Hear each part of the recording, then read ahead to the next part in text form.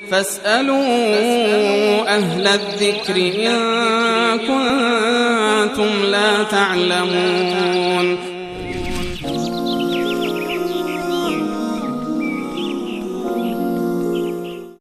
برادرمون تاج محمد پرسیدن که در جده زندگی میکنن و بر اساس اذان مکه باید افطار بکنن یا اذان جده، در حالی که حدود 1.5 دقیقه یا 1 دقیقه فارق توقیت وجود داره بین جده. از نظر شرعی انسان مکلف هست در همون مکانی که وجود داره اون زمان طلوع و غروب برای اون معتبر هست و معیار هست برای پایان سحری یا ابتدای وقت به اصطلاح افطار.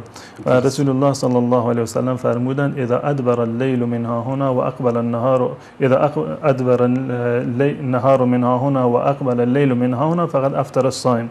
این وقتی که روز از این طرف رفت و شب از اون طرف فرا رسید، یعنی از طرف مغرب، فقط افطر الصائم، وقت افطار فرا رسیده. قطع نظر از جاهای دیگر، قطعا از جده تا مکه همون گونه که شما فرمودید تفاوتی وجود داره و اگر فاصله مکانی بیشتر باشه قطعا اون فاصله زمانی هم بیشتر خواهد بود به خاطر اختلاف مطالب.